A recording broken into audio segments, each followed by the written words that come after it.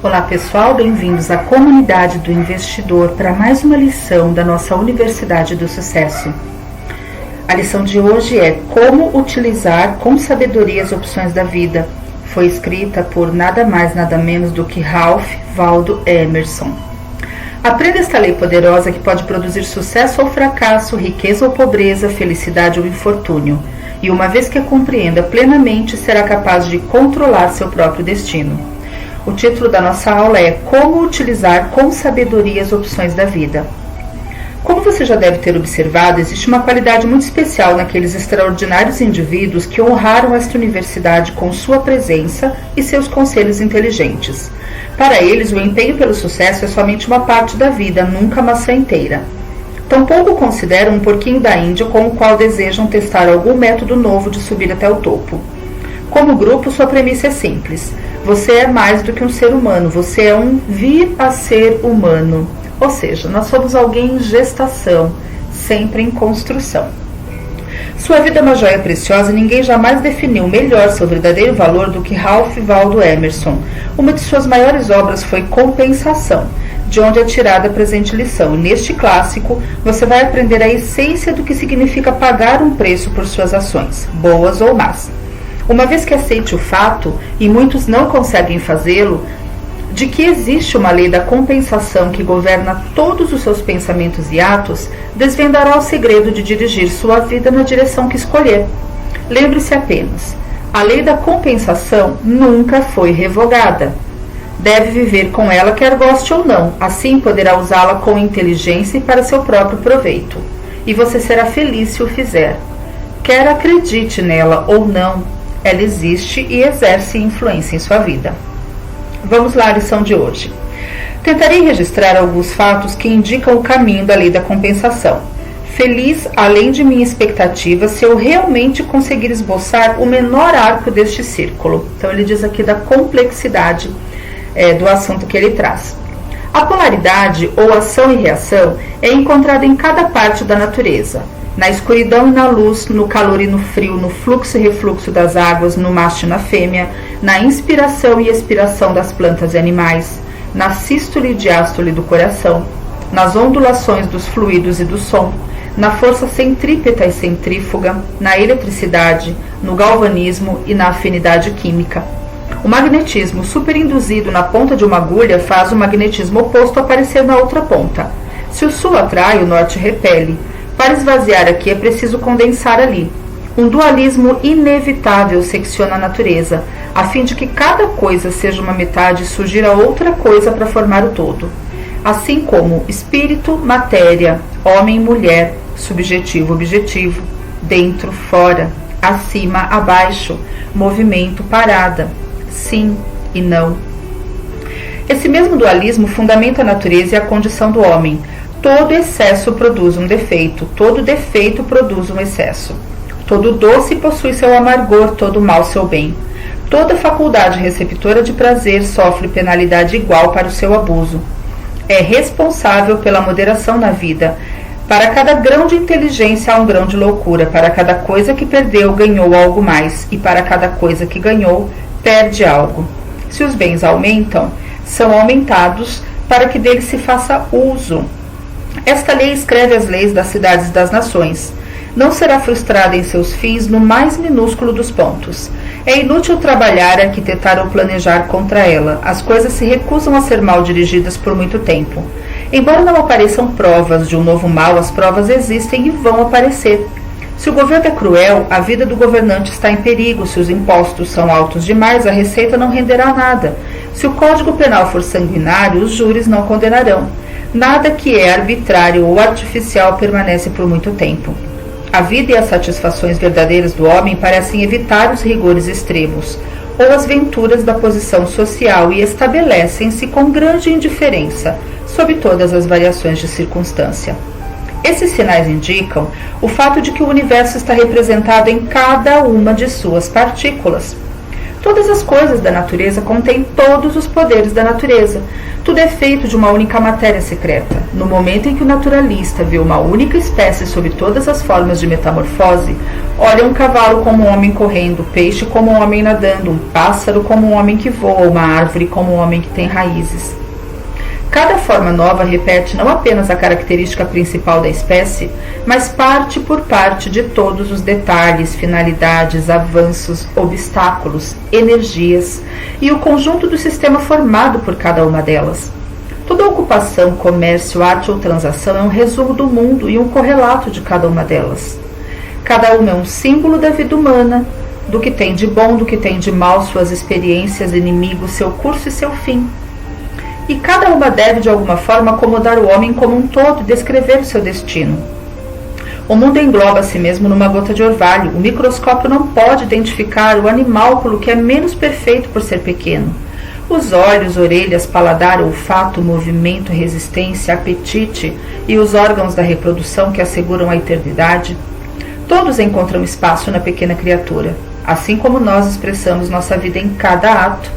A verdadeira doutrina da onipresença é a de que Deus reaparece com todas as suas partes no musgo e nas teias de aranha também. O valor do universo inventa a maneira de se projetar em todos os pontos. Se o bem está ali, assim também o mal. Se afinidade, também repulsão. Se força, também limitação. Assim o universo está vivo. Todas as coisas são princípios. A alma que dentro de nós é um sentimento, fora de nós é uma lei. Sentimos sua inspiração. Na história podemos ver sua força fatal. É toda poderosa. A natureza sente seu domínio. Está no mundo e o mundo foi feito por ela. É eterna, mas converte-se em lei no tempo e no espaço. A justiça não é adiada. Uma equidade perfeita ajusta seu equilíbrio em todas as partes da vida. Deus está sempre em vantagem. O mundo parece uma tabuada ou uma equação matemática que não importa os movimentos que você faça, ele equilibra a si mesmo. Todo ato recompensa a si mesmo, ou em outras palavras, se integra numa forma dual. Primeiro na matéria ou na natureza real, depois na circunstância ou na natureza aparente. O homem dá à circunstância o nome de retribuição. A retribuição casual está na matéria e é vista pela alma. A retribuição na circunstância é vista pelo intelecto. É inseparável da matéria. O castigo é um fruto que, sem o sabermos, amadurece dentro da flor do prazer que o esconde. Causa e efeito, meios e fins, semente e fruto não podem ser separados, pois o efeito já está contido na causa. O fim existe de antemão nos meios, o fruto na semente. Dessa maneira, enquanto o mundo deseja ser um todo e se recusa a ser dividido, nós procuramos agir de modo parcial para separar, para nos apropriarmos. Por exemplo, para gratificar os sentidos, separamos o prazer dos sentidos das necessidades da personalidade. O talento do homem tem se dedicado à solução de um único problema, como separar a doçura sensual, a força sensual, o brilho sensual e assim por diante, da doçura moral, da intensidade moral e da beleza moral. Isto é, novamente, planejar para amputar por completo esta superfície superior, tão rente a ponto de deixá-la impenetrável, chegar a uma extremidade sem que você tenha a outra extremidade. A alma esforça-se com vigor para viver e trabalhar em meio a todas essas coisas. Seria a única verdade. Todas as coisas estão a ela ligadas: poder, prazer, conhecimento, beleza. Os homens procuram ser grandes, querem ter cargos. Acham que para serem grandes basta conseguir um lado da natureza, o doce, sem a oposição que é o amargo. Essa contraposição que separa e divide é constante. É preciso admitir que até hoje nenhum visionário teve o mínimo sucesso. Os rios que se dividem reúnem-se mais adiante. O prazer é obtido das coisas agradáveis, o lucro das coisas lucrativas, energia das coisas fortes, do momento em que procuramos separá-las do todo. Não podemos partir as coisas ao meio e obter o bem sensual por si mesmo mais do que podemos obter o interior que não tem exterior, uma luz sem sombra. Todas as coisas são duplas uma contra a outra. Se assim está escrito é porque assim é na vida. Nossos atos são subjugados e caracterizados pela lei da natureza além da nossa vontade. Visamos um objetivo mesquinho muito distante do bem comum, mas nossos atos conciliam-se com os polos do mundo, através de um magnetismo irresistível. O homem não pode falar sem que julgue a si mesmo, independente de sua vontade. Esboça o seu retrato aos olhos de seus companheiros através de cada palavra. Cada opinião reage sobre aquele que a pronuncia. É um novelo de linha lançado a um certo alvo, mas a outra ponta permanece na sacola de quem a lançou. Você não pode cometer enganos sem sofrer as consequências. Todas as infrações do amor e da igualdade em nossos relacionamentos sociais são castigadas imediatamente. São castigadas pelo medo. Enquanto mantenho um relacionamento simples com meu semelhante, não tenho nenhum desprazer em encontrá-lo. Nos encontramos como a água encontra a água, ou como se cruzam duas correntes de ar, com perfeita propagação e interpenetração na natureza. Mas assim que houver o abandono da simplicidade e se tentar contra a igualdade, ou havendo um bem para mim que não é para ele, o meu próximo sente a injustiça. Esquiva-se de mim o quanto me esquivei dele. Seus olhos não procuram mais os meus. Há guerra entre nós. Há ódio nele e medo em mim. Homens mundialmente experientes sabem muito bem que é melhor pagar até o último centavo quando fazem um acordo, e que um homem frequentemente paga caro por uma pequena frugalidade. Aquele que pede emprestado endivida-se. Será que o homem que recebeu 100 favores e não retribuiu nenhum realmente ganhou alguma coisa? A transação permanece na memória dele próprio e na do vizinho, e cada nova transação altera, de acordo com a sua natureza, a relação entre eles. Um homem inteligente fará esta lição abranger todos os lados da vida e saberá que sempre cabe à prudência enfrentar toda exigência e pagar cada exigência pelo seu tempo, seus talentos ou seu coração. As pessoas e os acontecimentos podem ficar algum tempo entre você e a justiça, mas é apenas um adiamento. Retribua rapidamente, de alguma maneira. O trabalho é observado pelas mesmas leis. O ladrão rouba a si mesmo, o trapaceiro engana a si mesmo, pois o preço real do trabalho é o conhecimento e a virtude, dos quais o mérito e o crédito são signos ou símbolos. Como dinheiro, esses símbolos podem ser falsificados ou roubados, mas o que representam, ou seja, conhecimento e virtude, estes não podem ser falsificados ou roubados. Esses limites do trabalho só podem ser assegurados por exercícios reais e em obediência aos motivos puros. O trabalho humano, em todas as suas formas, é uma imensa ilustração da compensação perfeita do universo. Essa lei é sublime sempre e em toda parte, o equilíbrio absoluto de dar e receber, nas leis da luz e da escuridão, em todas as ações e reações da natureza. As belas leis e essências do mundo perseguem e castigam o traidor. Cometa um crime e a terra é feita de vidro. Não existe essa coisa chamada esconderijo. Você não pode anular uma palavra falada, não pode apagar o rastro dos pés, não pode puxar um fio corrido de uma meia sem deixar um furo ou marca. Sempre alguma circunstância condenadora denuncia. As leis e as essências da natureza, tais como a água, a neve, o vento, a gravitação, tornam-se penalidades para o ladrão. Por outro lado, a lei aprova com a mesma convicção toda ação correta. Ame e será amado. Todo amor é matematicamente justo, tanto quanto os dois lados de uma equação algébrica. O homem bom possui o bem absoluto, o qual, como fogo, faz voltar tudo à sua condição natural, para que você não possa lhe fazer nenhum mal. Os bons são favorecidos até pela fraqueza e pela deficiência. Assim como nenhum homem teve algum dia um instante de orgulho que não lhe fosse prejudicial, da mesma forma nenhum homem teve algum dia alguma deficiência ou dificuldade que não lhe fosse útil. Na fábula, o veado admirava os chifres e reprovava as patas, mas quando veio o caçador, as patas o salvaram, e depois, apanhado na mata, os chifres o destruíram.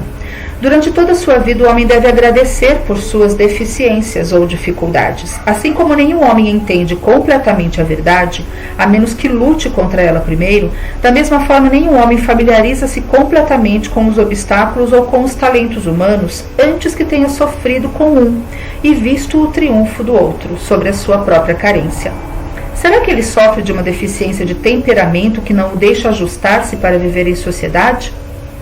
Com isso, é levado a entreter-se sozinho e adquirir hábitos de ajuda a si mesmo. E assim como a ostra ferida, ele remenda a concha com pérolas. Nossa energia origina-se de nossa fraqueza.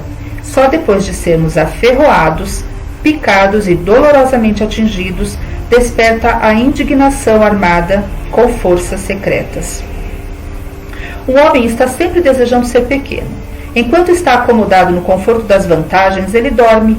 Quando é pressionado, atormentado, derrotado, tem a oportunidade de aprender alguma coisa. Adquire sagacidade, maturidade, ganhou fatos, aprendeu sobre sua ignorância, está curado da insanidade da presunção, adquiriu moderação e habilidade verdadeira. Em geral, toda maldade a qual não sucumbo é uma benfeitora. As mesmas defesas que nos protegem do desastre, da deficiência e da inimizade nos defendem se desejarmos contra o egoísmo e a fraude. Os homens sofrem a vida inteira sob a superstição tola de que podem ser enganados. Mas é impossível. Sim, é impossível um homem ser enganado por outra pessoa a não ser por ele próprio. Como é para uma coisa ser e não ser ao mesmo tempo. Em todos os nossos negócios há uma terceira parte silenciosa. A natureza e a alma das coisas encarregam-se da garantia do cumprimento de todo o contrato, para que um serviço honesto não fique sem pagamento. Se você serve a um patrão ingrato, sirva-o ao máximo, ponha Deus em sua conta. Cada golpe será reembolsado. A vida do homem é progressiva e não parada. Seu instinto é confiar. Nossos instintos usam mais e menos aplicados ao homem, sempre na presença da alma e não na sua ausência. O homem bravo é maior do que o covarde. O verdadeiro, o benevolente, o inteligente é mais e não menos homem do que o tolo e o desonesto. Portanto, não há tributo sobre o bem na virtude, porque é o rendimento do próprio Deus ou da existência absoluta, sem qualquer forma de comparação. Todo bem externo tem seu tributo, e se vem sem mérito ou suor, não tem nenhuma raiz em mim, e o próximo vento levará para longe. Mas todo bem da natureza pertence à alma, e talvez se tivesse pago em moeda legal da natureza, ou seja, pelo trabalho que o coração e a cabeça permitissem. Já não desejo mais encontrar o bem que não mereço, por exemplo, encontrar um pote cheio de ouro enterrado, sabendo que traz consigo uma nova responsabilidade. Já não desejo mais bens externos, nem haveres, nem honrarias, nem poderes, nem pessoas. O ganho é aparente e o tributo é certo. Mas não há tributo sobre o conhecimento de que a compensação existe e que já não é desejável desenterrar tesouros. Aqui incluso o meu regozijo com uma paz eterna e serena. Limito as fronteiras de possíveis enganos. Segundo a sabedoria de São Bernardo, nada pode me causar dano a não ser eu mesmo. O mal que experimento, carrego comigo e nunca sou um verdadeiro sofredor, a não ser pela minha própria culpa.